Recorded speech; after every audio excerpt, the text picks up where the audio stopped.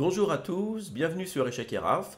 Je vais vous présenter la partie de la semaine qui m'a le plus impressionné en expliquant en détail les idées stratégiques et tactiques des deux joueurs. C'est parti!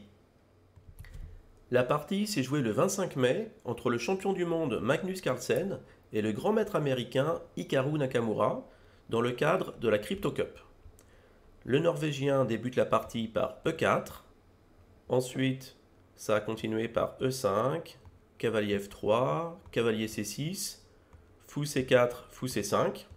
Les deux joueurs développent leurs pièces vers le centre et choisissent la partie italienne. Petit roc, cavalier F6, attaque le pion. D3, ça protège et ça libère le fou de case noire. Petit roc, H3. Alors les blancs, faisant ce coup, ils empêchent un futur clouage de leur cavalier par le fou en G4. Et les noirs en ont fait autant avec le coup H6. Alors le plus naturel pour les blancs, ça serait sans doute de sortir le cavalier en C3 vers le centre, mais Carlsen a choisi de placer son pion sur cette case. L'idée c'est de gagner du terrain par B4 sur l'aile dame ou alors au centre par la poussée D4. Et on appelle cette variante avec les deux pions en C3 et D3 la variante Gubbo Pianissimo de la partie italienne. Là-dessus, les noirs ont joué D6 pour libérer le fou de case blanche. Tour E1. Carlsen défend son pion E4 avant de poursuivre par D4.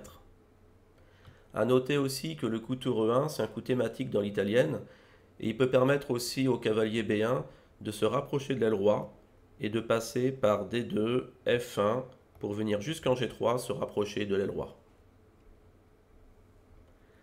Les noirs ont répondu A5, donc je suppose que c'est pour empêcher les blancs de faire B4, et aussi pour permettre aux fous, parfois, de reculer jusqu'en A7. D4, le champion du monde prend de l'espace au centre et oblige le fou à reculer. Fou B6 a été joué, fou E3 pour compléter le développement et bien défendre le centre. Prise en D4, prise en D4. Et là, Nakamura a trouvé une belle réaction pour casser le duo central. Il a joué D5, encore un coup thématique dans l'italienne puisque ça attaque le fou et le pion E4. Carlsen a pris en D5 avec son pion. Et là, Nakamura a joué un joli coup puisqu'il aurait pu reprendre avec son cavalier directement. Mais en fait, il a voulu garder sa pièce en défense. Et donc, il a joué cavalier E7 pour reprendre avec l'autre cavalier. Cavalier C3, ça développe la dernière pièce mineure. Ensuite, cavalier prend D5 pour récupérer le pion. Dame D2. Alors là, c'est important, une fois que les pièces mineures sont activées et que le roi s'est mis à l'abri, c'est assez conseillé de développer sa dame d'une ou deux cases. Comme ça, les tours vont pouvoir circuler plus facilement sur la première rangée, soit pour se mettre au centre, afin de soutenir les pions, ou alors sur des colonnes ouvertes ou semi-ouvertes. Et évidemment, la dame, elle va jouer un rôle actif maintenant, puisqu'avec la batterie fou-dame, on a un œil sur le pion H6. Les noirs ont fait C6 pour surprotéger le cavalier installé sur sa case forte, mais ils auraient pu aussi échanger le cavalier contre le fou, pour supprimer cette pièce d'attaque importante des blancs. Après le coup C6, on va faire un petit point pour évaluer la position. Alors on peut voir que le matériel est égal des deux côtés. Les blancs ont l'initiative, car à part la tour A1, toutes leurs pièces sont activées. A l'inverse, les noirs n'ont pas encore sorti le fou C8, ni la dame, ni la tour A8. Au niveau de la structure de pion, les blancs ont un pion isolé central en D4. Alors ça offre aux noirs une case forte en D5. En finale, le pion D4 serait sûrement une faiblesse, mais dans le milieu de jeu, cette structure elle offre aux blancs de l'espace et une belle activité. Au niveau de la sécurité des rois, on peut dire que les deux rois ont fait le roc, mais la menace d'un sacrifice sur le pion H6, ça rend le roi noir potentiellement plus vulnérable. Alors justement, dans la partie, Carlsen, il a décidé de prendre les choses en main en sacrifiant sa pièce contre deux pions. Donc il récupère deux pions plus une belle attaque et la position elle semble vraiment très agréable pour les blancs. Nakamura a répondu fou F5, un coup très logique, il développe sa dernière pièce sur l'aile roi pour mieux défendre le roc. Pourtant, la suite de la partie va nous montrer qu'après ce coup, l'attaque des blancs elle va être complètement irrésistible. Alors l'analyse avec l'ordinateur a montré que les noirs pouvaient se défendre ici avec cavalier H7 et une position équilibrée. Le problème, c'est qu'en pratique, c'est pas toujours évident de trouver les meilleures défenses. Et après fou F5, le Norvégien a poursuivi par tour E5, un coup très puissant puisque ça attaque le fou, ça gagne un temps, et en plus on menace de coulisser la tour en 5e rangée pour attaquer le roi adverse. Fou G6 pour sauver la pièce, tour G5, ça cloue le fou et ça menace à tout moment de sacrifier la tour. Cavalier H7 attaque la tour et permet à la dame de venir en F6 pour mieux défendre. Une petite variante ici montre que le sacrifice de tour sur le fou n'est pas correct parce que après tour prend G6, F prend, dame prend G6 échec, roi H8 et fou D3 qui menace mat. Les noirs peuvent jouer dame C7 pour défendre le cavalier et on voit que l'attaque des blancs elle va s'essouffler avec du matériel supplémentaire pour les noirs. Donc Carlsen n'a pas joué ça, n'a pas sacrifié dans l'immédiat. Il a reculé sa tour en G4 de façon à conserver un clouage sur le fou et de garder toujours des chances de sacrifice pour plus tard. Tour E8 a été joué, sans doute pour permettre au cavalier de venir en F8 et mieux protéger. Là-dessus, les blancs ont échangé les cavaliers et le fou est venu en D3, une super case.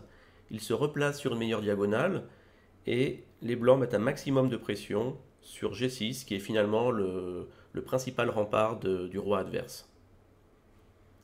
Cavalier F8 pour défendre le fou, cavalier E5, on en rajoute une couche. Une petite variante, on peut voir qu'après tour H4 à la place, ça donne pas grand chose parce que les noirs auraient pu se défendre avec dame F6 pour contrôler la case H8 et venir peut-être en G7 proposer l'échange des dames.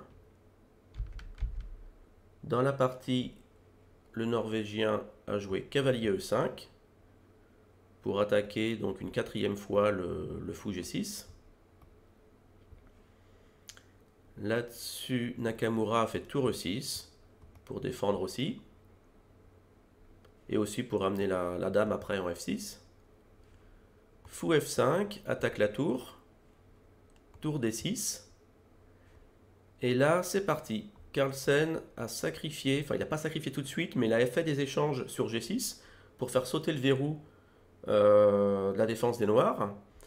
Et il l'a fait maintenant parce qu'il a dû voir que s'il ne provoquait pas des échanges en G6, la dame noire aurait pu revenir en F6, puis en G7 avec une bonne défense.